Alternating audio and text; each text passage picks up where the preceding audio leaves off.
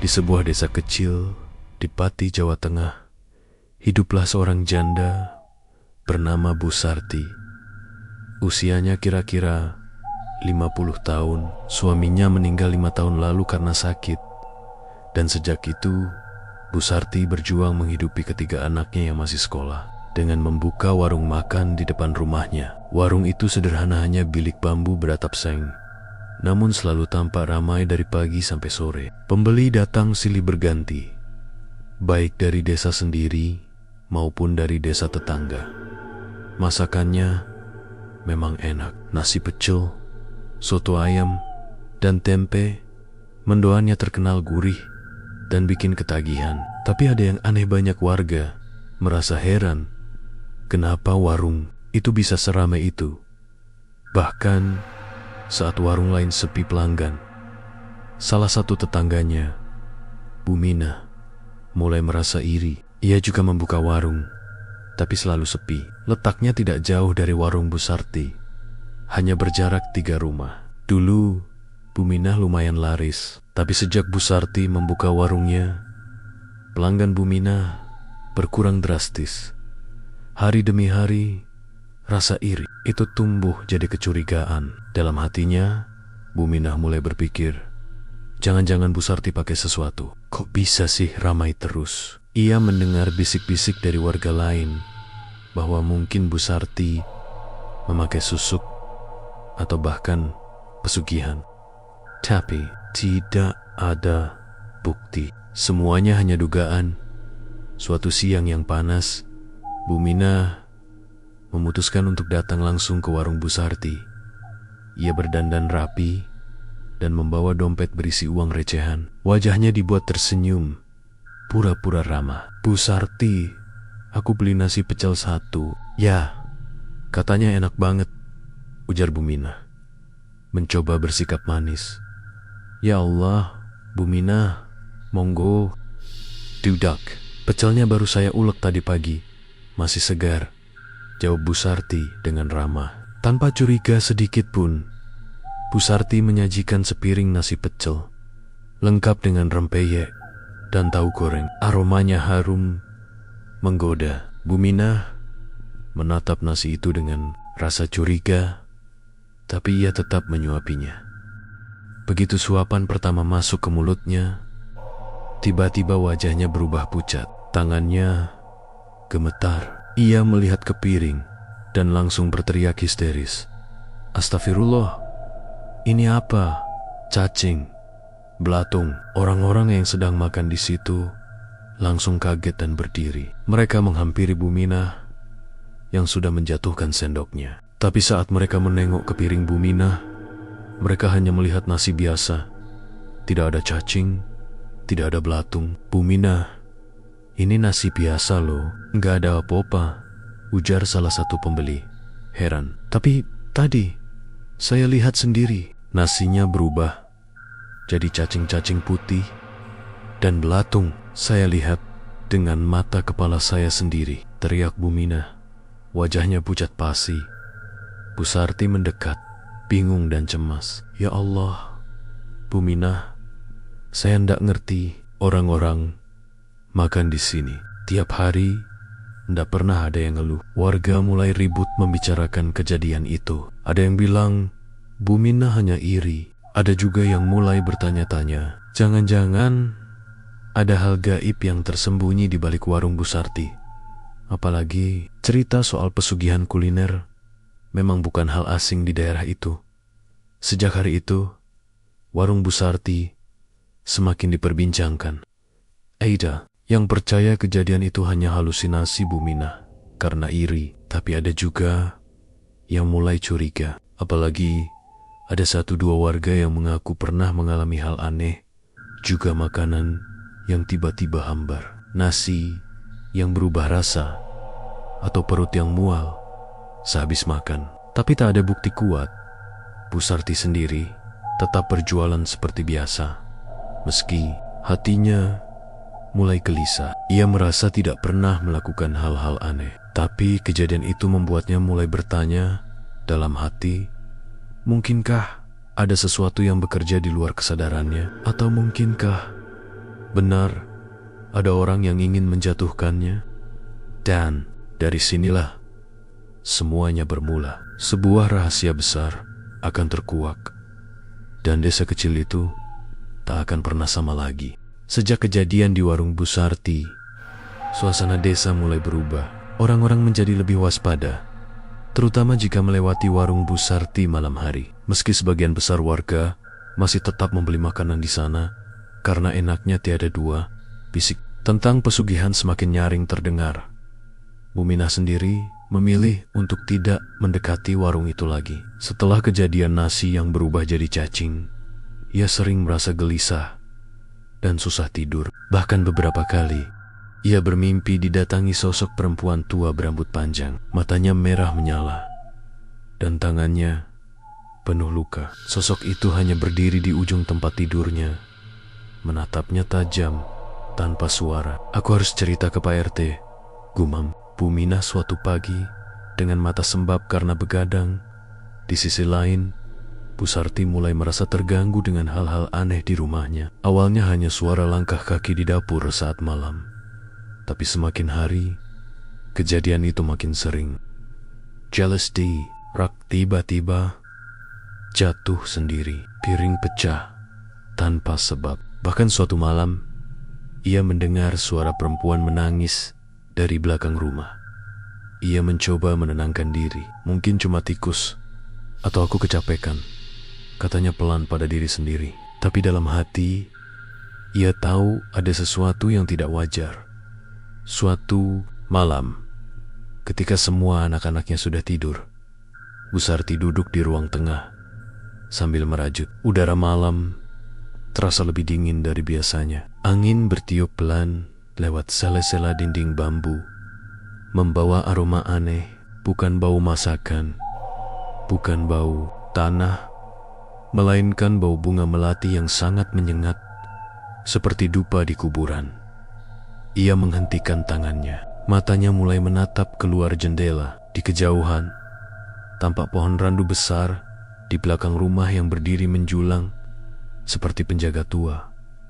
Pohon itu sudah ada sejak ia masih kecil. Konon, pohon randu itu angker dan tak boleh ditebang. Tiba-tiba, Bu Sarti melihat sesuatu. Di antara ranting pohon randu yang rimbun, tampak sesosok bayangan putih berdiri diam, tidak bergerak, seperti sedang mengamatinya dari kejauhan. Jantung Bu Sarti berdegup kencang. Ia bangkit pelan, menutup jendela, dan membaca doa. Tapi aroma bunga melati itu tidak hilang, malah makin kuat. Esok paginya, ia pergi ke rumah Pak Kaji, seorang tokoh agama yang dihormati di desa. Wajahnya terlihat lelah dan cemas. "Pak Kaji, maaf, saya mengganggu pagi-pagi begini. Saya ingin minta nasihat," ujar Bu Sarti pelan. Pak Kaji mengangguk. "Silakan Bu Sarti, duduklah. Ada apa?" Bu Sarti menceritakan semuanya warungnya yang tiba-tiba ramai. Kejadian aneh di rumahnya, sosok di pohon randu, dan mimpi-mimpi yang menghantuinya. Ia juga mengatakan bahwa ia tidak pernah menggunakan susuk atau pesugihan. Ia hanya rajin salat, sering sedekah, dan selalu memasak dengan niat yang baik. Pak Kaji mengangguk-angguk, wajahnya serius. "Kadang Bu, kalau kita membuka pintu rezeki terlalu lebar, ada yang ikut masuk. Rezeki itu seperti air hujan. Kalau tidak kita arahkan, bisa jadi ban." "Mungkin bukan Bu Sarti yang meminta, tapi ada sesuatu yang ikut menumpang," kata Pak Kaji tenang. Bu Sarti menunduk. "Apa maksudnya, Pak Kaji?" "Ada kalanya, makhluk halus tertarik dengan tempat yang ramai, apalagi kalau dekat pohon besar, seperti Randuit. Apalagi kalau dulu pernah ada ritual atau kejadian aneh di sana." Pak Kaji kemudian menawarkan diri untuk datang ke rumah Bu Sarti malam itu bersama 2 santri. Mereka akan mencoba melihat apakah ada gangguan gaib di sekitar rumah. Malamnya, suasana di rumah Bu Sarti begitu sunyi. Pak Kaji dan 2 santri duduk di ruang tengah sambil membaca doa dan ayat-ayat suci. Tiba-tiba, lampu di ruang makan berkedip-kedip, angin dingin berhembus, dan suara tangisan lirih terdengar dari arah belakang rumah. Salah satu santri berdiri, membuka pintu belakang perlahan. Matanya menatap tajam ke arah pohon randu. Pak Kaji, ada yang berdiri di sana. Sosok perempuan, wajahnya hitam, matanya merah. Bisiknya, Pak Kaji berdiri, suaranya tegas. Ia membaca doa dengan lantang. Angin bertiup makin kencang. Lalu tiba-tiba, suara keras terdengar dari belakang rumah, seperti ranting patah atau benda jatuh dari atas pohon. Setelah malam itu, suasana menjadi lebih tenang. Namun, Pak Kaji berkata bahwa gangguan itu tidak sepenuhnya hilang. Masih ada yang tertinggal di pohon randu itu. Ujarnya, Bu Sarti harus lebih banyak berdoa dan memperbanyak amalan baik, dan jangan pernah percaya pada jalan pintas. Bu Sarti mengangguk pelan. Dalam hati, ia masih diliputi tanya jika benar ia tidak pernah memanggil makhluk itu. Lalu siapa yang melakukannya? Dan di tengah malam yang sepi, pohon randu itu kembali bergoyang, seolah menyimpan rahasia yang belum terungkap. Beberapa hari setelah kejadian malam di rumah Bu Sarti, suasana desa mulai kembali tenang. Warga sudah tidak terlalu membicarakan tentang warung Bu Sarti seperti sebelumnya. Namun, bagi Bu Sarti, ketenangan itu hanya di permukaan. Setiap malam, ia masih merasa diawasi. Kadang, suara tangisan masih terdengar samar dari arah pohon randu, meski sudah lebih lemah dari sebelumnya. Hingga pada suatu pagi, datanglah seorang lelaki asing ke desa itu. Tubuhnya kurus tinggi, mengenakan pakaian serba hitam, dan membawa tas besar di punggung. Kulitnya coklat legam, wajahnya tirus, dan matanya dalam seperti menyimpan banyak rahasia. Ia menyebut namanya Pak Surya, dan katanya ia datang untuk mencari saudara jauhnya yang tinggal di desa sebelah. Tapi anehnya, sejak tiba, ia malah sering mondar-mandir di sekitar warung Bu Sarti dan pohon randu. Pak Surya mulai menarik perhatian warga karena suka mengobrol dengan orang-orang tua dan sering bertanya tentang sejarah desa. Ia juga sempat bertanya kepada Pak Kaji soal sumur tua yang terletak di belakang rumah Bu Sarti, yang sekarang sudah tertutup semak dan hampir tak terlihat. Sumur itu sudah lama tak dipakai, jelas Pak Kaji, sejak tahun 80-an. Dulu katanya ada yang pernah kesurupan di sana, makanya ditutup. Pak Surya hanya mengangguk sambil tersenyum. Kadang, tempat lama menyimpan energi yang belum selesai. Buku yang belum ditutup halamannya, katanya tenang. Kata-kata itu membuat Pak Kaji curiga, tapi ia tidak langsung menyimpulkan apa-apa. Di sisi lain, Bu Sarti mulai bermimpi aneh lagi. Dalam mimpinya, ia melihat dirinya berdiri di tepi sumur tua. Di dalam sumur itu, terdengar suara rintihan dan panggilan lirih. Bu, bukalah, aku haus. Sudah lama. Suara itu begitu sedih dan menyayat hati. Dalam mimpi itu, Bu Sarti merasa ingin menolong, tapi kakinya berat. Tubuhnya seperti ditahan oleh sesuatu. Dan ketika ia menunduk ke dalam sumur, muncul wajah hitam legam dengan mata merah menyala dari dalam air, memandangnya tajam. Bu Sarti terbangun dengan napas tersengal dan keringat dingin membasahi tubuhnya. Keesokan paginya, tanpa memberitahu siapapun, ia pergi ke belakang rumah dan melihat sumur tua yang tertutup semak. Ada rasa dingin menjalar dari ujung kaki sampai ke kepala saat berdiri di sana. Dan di dekatnya, ia melihat Pak Surya sedang berdiri dengan tenang sambil menatap sumur itu. Bu Sarti, sapa Pak. Surya lembut. Saya tahu ini mungkin terdengar aneh, tapi saya yakin sumur ini adalah kunci dari semua keganjilan yang Ibu alami. Bu Sarti terdiam. Saya ini Bukan sekadar pelancong biasa, Bu. Saya bisa merasakan tempat yang berpenghuni, dan saya yakin ada makhluk yang tertinggal di sumur ini. Mungkin dulu pernah ada yang menitipkan sesuatu di sana. Bisa jadi secara sadar, bisa juga tidak. Bu Sarti menatap Pak Surya dengan mata berkaca-kaca. Saya tidak tahu apa-apa. Saya cuma berjualan. Saya hanya ingin menghidupi anak-anak saya. Pak Surya mengangguk. Saya percaya, tapi ada hal yang harus Ibu ketahui. Pernahkah Ibu merasa hidup Ibu berubah drastis sejak warung itu ramai? Bu Sarti mengangguk pelan. Dulu, saya cuma masak seadanya. Tapi entah kenapa, setelah malam itu malam, saya menangis di belakang rumah. Karena nggak punya uang belanja besoknya. Semua tiba-tiba jadi mudah. Pelanggan datang sendiri. Semua suka masakan saya. Rezeki datang seolah mengalir tanpa henti. Pak Surya menarik napas dalam. Kadang makhluk halus tidak datang karena dipanggil secara sengaja. Tapi mereka bisa datang karena energi kita sedang sangat lemah. Saat manusia sedang dalam kondisi terpuruk, putus asa, mereka melihat itu sebagai pintu.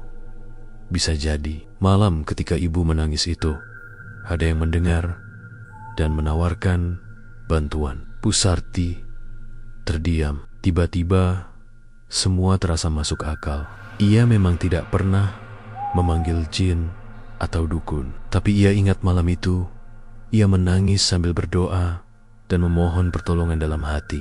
Siapa saja yang bisa menolong saya, asalkan anak-anak saya bisa makan besok. Apakah itu doa? Atau justru sebuah kesepakatan tanpa sadar? Pak Surya kemudian berkata bahwa ia bisa mencoba menolong. Tapi Ibu Sarti harus siap kehilangan semua kemudahan yang datang tiba-tiba itu. Warung bisa saja sepi kembali. Bahkan hidupnya bisa kembali susah seperti dulu. Bu Sarti menangis. Ia sadar. Ia tahu bahwa mungkin selama ini ia tidak jahat. Tapi tanpa sadar, ia telah memberi tempat pada sesuatu yang bukan dari dunia. Ini, malam harinya, Pak Surya ditemani Pak Kaji dan 2 warga lain melakukan ritual pembersihan di dekat sumur tua. Dedaunan kering dibersihkan, semak dibabat. Mereka menaburkan garam dan air doa. Lalu Pak Surya membacakan ayat-ayat suci sambil berdiri di tepi sumur. Tiba-tiba angin kencang bertiup. Suara aneh terdengar dari dalam sumur seperti jeritan dan geraman bersahutan. Warga yang melihat dari kejauhan gemetar ketakutan. Tapi Pak Surya tetap membaca doa dengan mantap. Hingga akhirnya angin mereda. Suasana menjadi hening. Burung-burung berkicau lagi. Dan aroma melati yang selama ini sering muncul menghilang. Bu Sarti menangis malam itu. Tapi kali ini bukan karena takut, melainkan karena lega. Untuk pertama kalinya, ia merasa benar-benar ringan. Tidak ada lagi yang berbisik di telinganya saat ia sendiri. Tidak ada lagi suara tangisan di dapur. Dan pohon randu tampak biasa saja, seperti pohon tua pada umumnya. Namun, warungnya mulai sepi. Orang-orang seperti tak lagi tergoda seperti dulu. Tapi Bu Sarti tidak mengeluh. Ia mulai belajar menerima semuanya dengan ikhlas. Karena kali ini, ia tahu rezeki yang lambat, tapi bersih, jauh lebih damai daripada rezeki yang cepat. Tapi, sudah 2 minggu sejak sumur tua dibersihkan, dan ritual pembersihan dilakukan oleh Pak Surya. Desa kembali terasa normal. Tidak ada lagi suara-suara aneh di malam hari. Pohon randu pun tidak lagi tampak mengerikan. Dan Bu Sarti menjalani hari-harinya dengan lebih tenang, meski warungnya tidak seramai dulu. Meski begitu, ketenangan itu tidak berlangsung lama.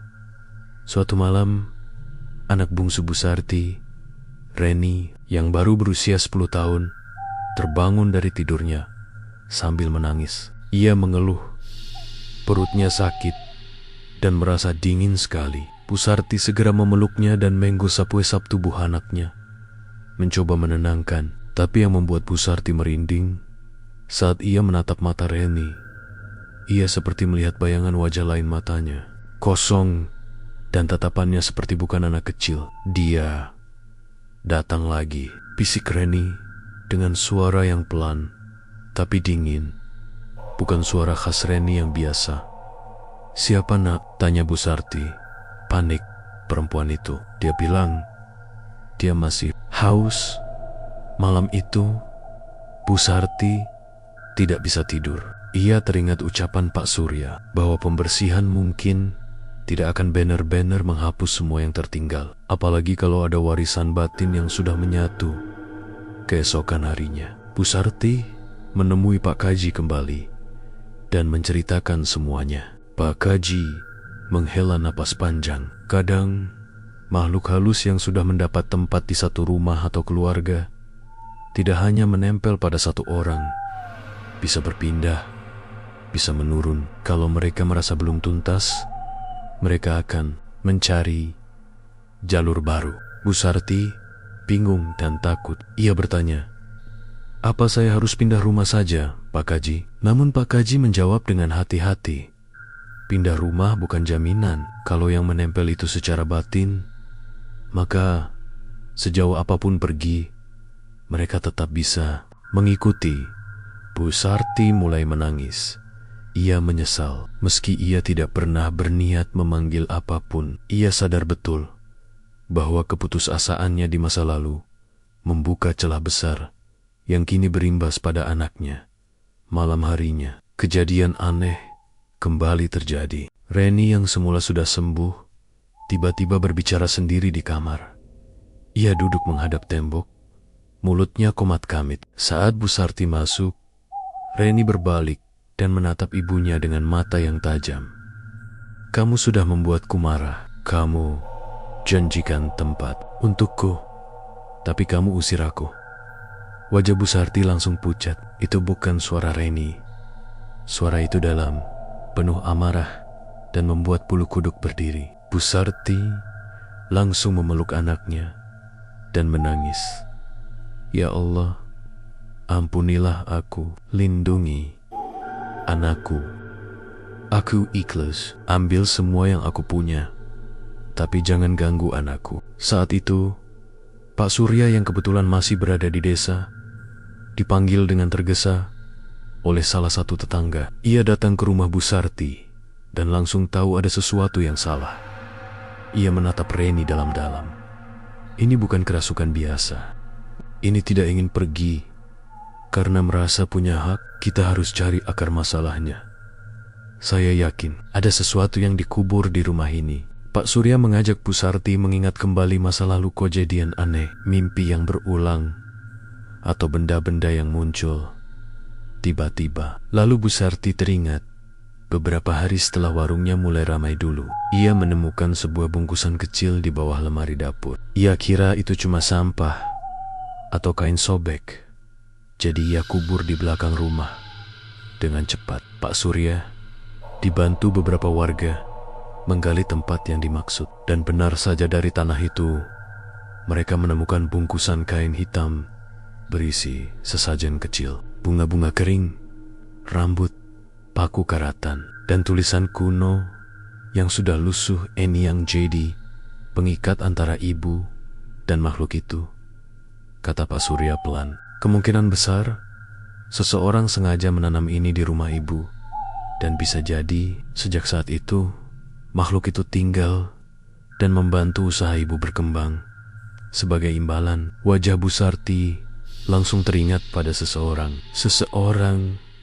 yang dulu sering datang ke rumah, menginap, dan menawarkan bantuan saat ia sedang jatuh. Almarhum Mbok Warti, seorang dukun tua yang pernah menumpang tinggal sebulan. Setelah Bu Sarti menolaknya, Mbok Warti pergi begitu saja tanpa pamit. Pak Surya membakar bungkusan itu dengan doa-doa khusus. Api dari pembakaran mengeluarkan suara seperti mendesis, dan bau menyengat menyebar di sekitar rumah. Setelah itu, Reni langsung pingsan. Tapi saat ia bangun beberapa jam kemudian, matanya kembali cerah. Ia kembali seperti anak kecil biasa. Pak Surya menatap Bu Sarti. Ibu sudah bersih sekarang, tapi ingat, setiap niat buruk yang pernah menyentuh hidup kita akan selalu meninggalkan jejak. Kita tidak bisa menghapus masa lalu, tapi kita bisa memilih untuk memperbaikinya. Sejak kejadian itu, Bu Sarti hidup lebih sederhana. Warungnya tetap buka, tapi kini ia lebih mengutamakan ibadah dan doa, bukan semata-mata omset. Ia banyak membantu warga miskin, membagikan makanan gratis setiap Jumat, dan menolak semua bentuk tawaran jalan pintas. Reni pun tumbuh sehat. Ia rajin mengaji dan jadi anak yang sopan. Tapi kadang, ia masih bisa merasakan hal-hal yang tak terlihat. Mungkin karena pernah disentuh, mungkin karena masih ada warisan batin. Tapi satu hal pasti, mereka kini hidup lebih tenang.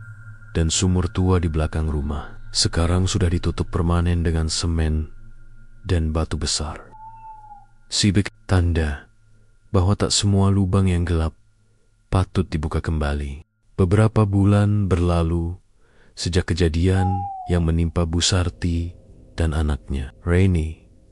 Kehidupan desa Sukodadi tampak tenang dan damai. Warung Bu Sarti memang tidak seramai dulu, tapi ia tetap buka setiap hari dengan pengunjung setia. Poken Ponyak, warga yang mulai respek dan menghormati Bu Sarti karena ketabahannya menjalani hidup, serta kejujurannya dalam berjualan tanpa jalan pintas. Namun, ketenangan itu mulai terusik ketika sebuah warung baru dibuka di ujung desa, tepat di dekat pertigaan sawah yang mengarah ke desa sebelah. Warung itu cukup besar dan mencolok. Catnya baru, lampu-lampu terang menyala hingga malam, dan aroma masakannya tercium sampai ke jalan raya. Warung tersebut diberi nama Warung Rasa Golek, dan pemiliknya adalah seorang pria muda bernama Paraga, yang konon baru pindah dari kota. Awalnya, warga hanya penasaran, tapi yang mengejutkan, sejak hari pertama dibuka, warung itu langsung panik. Setiap malam selalu ramai. Bahkan warga desa yang biasanya hanya makan di rumah mulai berbondong-bondong datang ke sana. Padahal harga makanan di warung Rasa Golek sedikit lebih mahal dibanding warung biasa. Tapi anehnya, orang-orang seperti rela mengeluarkan uang berapapun asal bisa makan di sana. Bu Sarti tidak iri, tapi ia mulai merasa ada yang tidak wajar. Ia pernah mencoba membeli makanan di warung itu bersama Reni untuk sekadar mencicip. Tapi ketika suapan pertama menyentuh lidah mereka, rasanya hambar, seperti tidak ada rasa apa-apa. Tapi anehnya, orang-orang di meja lain tampak menikmati makanannya dengan lahap dan wajah penuh kenikmatan. Setelah pulang, Reni berbisik pada ibunya, "Mak, warung itu mirip seperti dulu." Waktu Mak belum sadar, Bu Sarti terdiam. Ia paham maksud anaknya. Tatapan mata pelanggan di warung itu, senyum-senyum aneh, bahkan aroma makanan yang baru berubah setiap kali dihirup, sangat mirip dengan apa yang dulu ia alami sebelum sadar. Desas-desus pun mulai menyebar di kalangan warga yang peka. Ada yang bilang kalau warung Paraga tidak pernah terlihat masaknya. Bahkan seorang ibu yang tinggal di dekat lokasi mengaku sering melihat warung itu sepi dari luar. Saat malam tapi dari dalam terdengar suara ramai, musik, dan tawa. Padahal pintu tertutup rapat, Pak Kaji, tokoh agama di desa, mulai memantau. Juga, ia mencoba berbicara langsung dengan Pak Raga, menanyakan asal-usulnya dan niat membuka usaha di desa. Tapi jawaban Pak Raga selalu sopan, tenang, dan mengalir begitu saja. Terlalu sempurna untuk ukuran orang yang baru pindah. Rezeki itu datang dari Allah. Pak Kaji, saya hanya jual makanan biasa. Kalau orang-orang suka, ya itu berkah, katanya sambil tersenyum manis. Namun, semakin hari, semakin banyak hal ganjil. Salah satunya, seorang anak remaja yang sering makan di warung itu tiba-tiba pingsan di jalan, lalu mengigau sambil berkata, Jangan ambil kepala kambingku. Jangan. Jangan. Potong. Ketika sadar, ia tidak ingat apa-apa. Pak Surya, yang saat itu sudah kembali ke kota tempat tinggalnya, dipanggil kembali oleh Pak Kaji. Kali ini untuk membantu menyelidiki warung baru tersebut. Setelah melihat sendiri dan mengamati energi di sekitar warung, Pak Surya menyimpulkan, tempat ini tidak wajar. Ini bukan sekadar warung, ini semacam portal. Dan pemiliknya bukan orang biasa. Pak Surya menyarankan agar warga desa berhati-hati dan tidak sembarangan makan di tempat itu. Tapi seperti biasa, tidak semua orang percaya. Banyak yang masih terbuai oleh rasa enak yang tak bisa dijelaskan dan suasana warung yang begitu mengundang.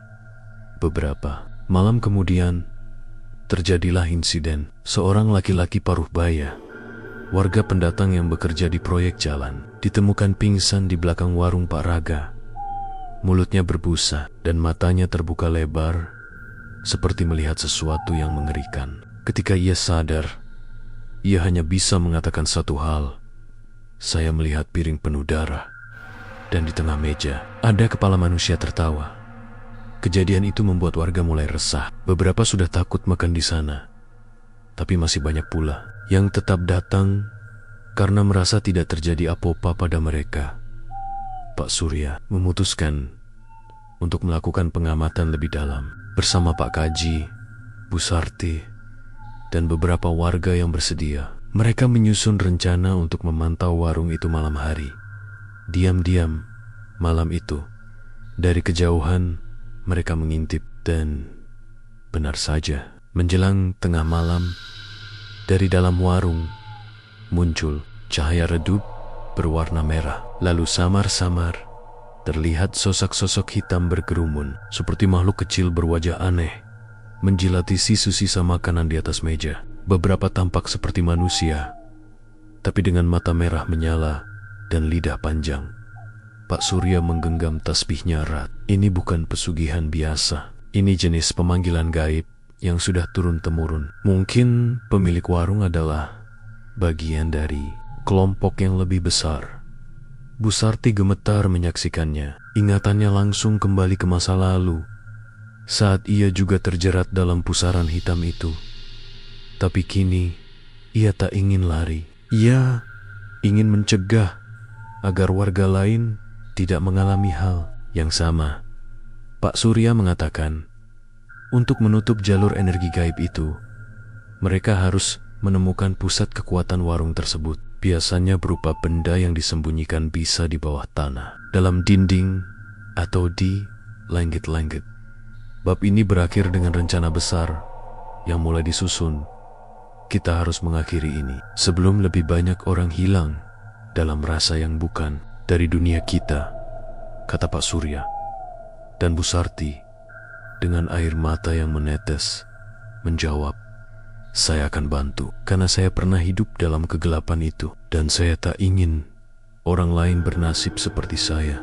Malam itu, langit desa Sukodadi mendung tebal. Angin bertiup pelan, tapi dinginnya terasa masuk sampai ke tulang. Warung rasa golek tetap terang benderang seperti biasa, penuh dengan orang yang tertawa, makan, dan seakan tak peduli pada apapun yang terjadi di luar. Tapi di kejauhan, di sebuah rumah kecil milik Pak Kaji, 6 orang berkumpul diam-diam. Mereka adalah Pak Surya, Pak Kaji, Bu Sarti, 2 pemuda desa yang pemberani Anton dan Mahfud, serta 1 orang yang baru tiba sore tadi. Seorang wanita tua berpakaian serba putih, berjilbab lebar, dengan wajah tenang tapi penuh wibawa. Namanya Amba Lindu, seorang ahli ruqyah dan penyembuh spiritual dari daerah selatan yang diundang secara khusus oleh Pak Surya. Kita tidak sedang melawan manusia biasa, kata Mbah Lindu dengan suara serak tapi tegas. Yang kita hadapi ini adalah bentuk perjanjian lama yang sudah diberi makan dan tumbuh subur. Kalau tidak ditutup sekarang, kekuatannya bisa menyebar keluar desa. Bu Sarti mengangguk pelan. Ia tahu betul apa yang dimaksud perjanjian lama. Ia dulu hampir menjadi bagian dari itu, jika saja tak disadarkan oleh cinta kepada anaknya.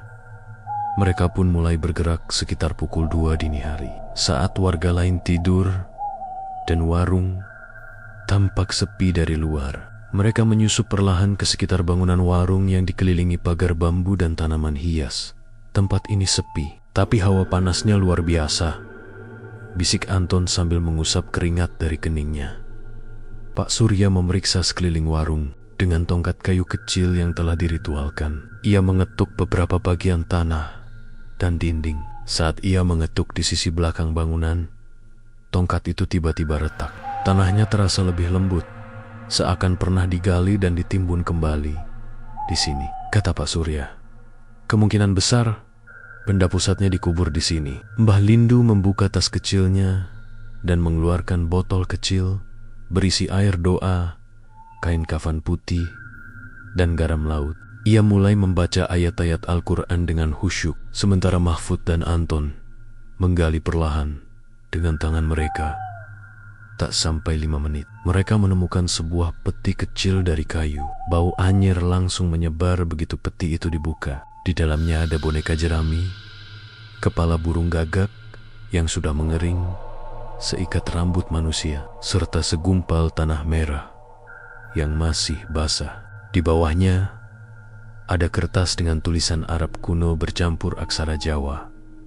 Bu Sarti langsung mundur. Matanya berkaca-kaca itu, tulisan yang sama dengan yang pernah saya temukan dulu di belakang lemari dapur saya. Mbah Lindu mengangguk. Pusat kekuatannya di sini.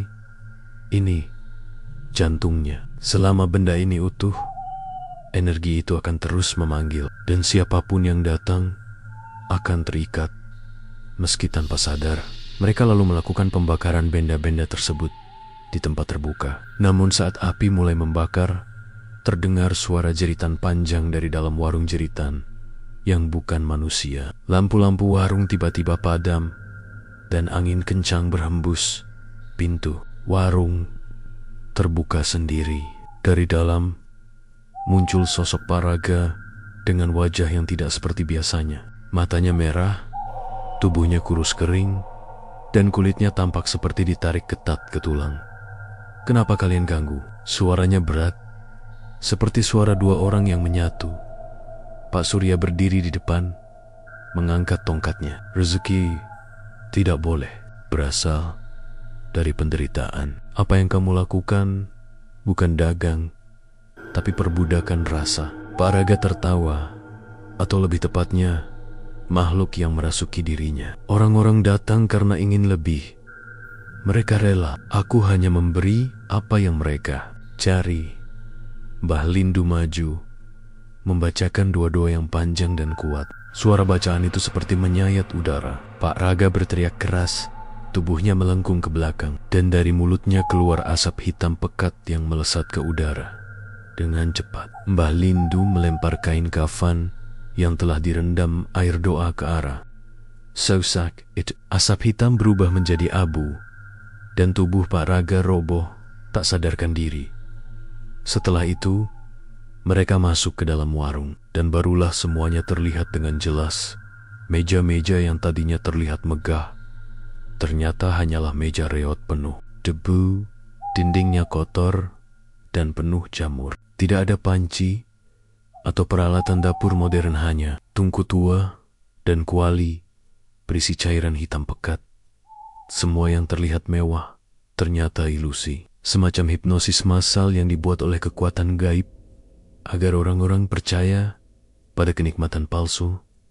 Keesokan harinya, warga terbangun dengan cerita mengejutkan. Warung rasa golek ditutup oleh kepala desa atas permintaan tokoh masyarakat dan hasil musyawarah. Pak Raga dibawa ke rumah sakit jiwa karena tidak sadarkan diri dan terus berbicara sendiri. Beberapa warga yang sebelumnya sering makan di warung itu mengaku merasa mual dan tidak nafsu makan selama beberapa hari. Bu Sarti, Pak Kaji, dan yang lainnya memilih diam. Mereka tidak ingin menyebarkan ketakutan, cukup memberikan pelajaran. Pak Surya kemudian pamit untuk kembali ke kota. Tapi sebelum pergi, ia berkata kepada Bu Sarti, selama manusia ingin cepat kaya, ingin jalan pintas, akan selalu ada pintu yang terbuka ke arah gelap. Tapi selama masih ada orang yang ingin menutupnya, kegelapan itu tidak akan menang. Bu Sarti tersenyum, meski matanya berkaca-kaca. Ia tahu kisah ini mungkin belum benar-benar selesai, tapi ia juga tahu dirinya bukan lagi perempuan yang dulu. Kini ia berdiri untuk kebenaran dan desa Sukodadi kembali tenang. Untuk sementara, beberapa minggu berlalu sejak warung rasa golek ditutup dan Paraga dibawa ke rumah sakit jiwa. Desa Sukodadi mulai berangsur normal. Warga kembali beraktivitas seperti biasa, meskipun sebagian dari mereka masih menyimpan trauma dan rasa takut, terutama yang pernah makan di warung itu secara rutin. Namun, ketenangan itu ternyata belum sepenuhnya kembali. Beberapa kejadian ganjil mulai muncul secara perlahan, dan samar anak Kessel, DRT, 3 sering menangis tengah malam sambil menunjuk ke arah sawah. Seorang ibu rumah tangga mendengar suara orang tertawa di dapur, padahal rumahnya kosong. Dan yang menggebau, seekor kambing milik warga, ditemukan mati dengan mata melotot dan tubuhnya hangus seperti terbakar dari dalam. Padahal tidak ada api sedikit pun. Pak Kaji, Bu Sarti, dan Mbah Lindu kembali berkumpul secara diam-diam. Mbah Lindu memejamkan mata di depan secangkir air putih dan sepotong garam. Ia berzikir pelan, lalu mengangguk pelan. Masih ada sisa kekuatan di desa ini, mungkin kecil, tapi cukup untuk memanggil sesuatu yang lebih besar jika dibiarkan. Menyadari bahwa meskipun pusat kekuatan warung telah dihancurkan, ada semacam jejak yang tertinggal, seperti bara yang belum padam, tinggal menunggu angin untuk menyala kembali.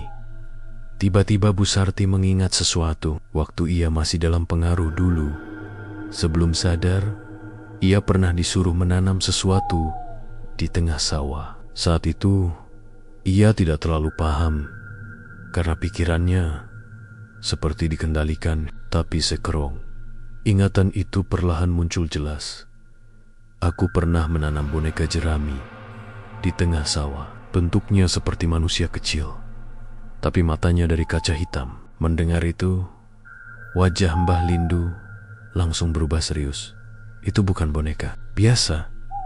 Itu yang disebut penjaga terikat. Ia akan tetap menjaga dan menarik energi dari sekitarnya meski pusatnya sudah dihancurkan. Dan selama dia ada, kekuatan lama bisa bangkit lagi. Malam itu juga, mereka pergi ke tengah sawah. Bu Sarti menunjuk satu titik di bawah pohon sengon tua yang tampak biasa saja. Mereka menggali dengan cepat, dan benar saja, ditemukan boneka jerami yang tubuhnya sudah mulai lapuk, tapi matanya yang dari kaca masih mengilap, memantulkan cahaya bulan. Begitu diangkat dari tanah, angin kencang tiba-tiba bertiup. Langit, ujung-ujung daun pohon bergerak liar, dan terdengar suara seperti bisikan ratusan mulut di tengah angin. Apa ini? Menangis? Tanya Mahfud pelan. Mbah Lindu memeluk kain kafannya lebih erat. Itu bukan tangisan, itu panggilan. Tak, menunggu waktu lama dari Kehan, terlihat sosok bayangan hitam berjalan perlahan ke arah mereka. Badannya tinggi, wajahnya samar, tapi ia membawa sesuatu di tangannya. Kepala boneka yang mirip dengan yang mereka pegang. Pak Haji mulai membaca ayat kursi dengan lantang. Mbah Lindu melanjutkan dengan zikir keras-keras. Sosok itu makin mendekat, lalu berhenti tepat di pinggir pematang sawah. Samar-samar terdengar suaranya. Kalian sudah ganggu perjanjian lama, tapi kalian bukan yang terakhir. Kemudian sosok itu lenyap, seolah-olah menguap di telan malam. Bu Sarti gemetar. Apa itu artinya masih ada yang lain? Mbah Lindu menghela napas. Kekuatan gelap tidak pernah benar-benar hilang. Ia hanya tidur. Tapi malam ini, Kita harus menutup pintunya sepenuhnya. Dan itu berarti boneka ini harus dibakar. Bukan dengan api biasa, tapi dengan api dari tanah yang belum pernah dijamah manusia. Pak Surya yang telah kembali lagi ke desa karena sudah mendapat firasat dari kejauhan, membantu mereka menemukan tempat itu. Sebuah bukit kecil di belakang desa, tempat orang-orang jarang berani mendekat karena dianggap angker. Mereka menuju bukit itu menjelang subuh, saat langit masih gelap, tapi mulai muncul cahaya di ufuk timur. Mereka membuat lingkaran dari garam laut, menyalakan api dengan batu api, dan meletakkan boneka di tengah lingkaran. Saat boneka terbakar, terdengar raungan panjang seperti ribuan anjing menggonggong sekaligus. Langit sempat bergetar, tanah berdenyut seperti bernapas. Tapi perlahan, api itu padam dan udara menjadi tenang. Mbah Lindu meneteskan air mata. Sekarang, pintu itu sudah ditutup, dan semoga tidak ada yang membukanya lagi. Beberapa hari kemudian, kehidupan di desa Sukodadi benar-benar pulih. Tidak ada lagi suara aneh, tidak ada yang pingsan, dan tidak ada kejadian ganjil. Warga kembali ke kebiasaan lama, ngopi pagi di pos ronda, masak bareng, dan bercengkerama dengan keluarga. Warung Bu Sarti memang tidak pernah seramai dulu, tapi kini ia lebih damai. Ia sudah tidak lagi mengejar banyak uang. Ia lebih fokus melayani pelanggan dengan ikhlas. Bersama Reni yang kini tumbuh jadi remaja tangguh, Pak Surya kembali ke kota, tapi berjanji akan datang lagi jika dibutuhkan. Mbah Lindu juga pamit, membawa serta doa dan keberkahan bagi desa yang telah berhasil melawan kegelapan dengan iman dan keberanian. Dan Pak Kaji setiap malam Jumat selalu mengingatkan warga dalam pengajian, rezeki itu seperti air. Kalau kau gali dari sumber yang jernih, kau akan hidup tenang. Tapi kalau kau ambil dari kolam kotor, cepat atau lambat, air itu akan membuatmu sakit.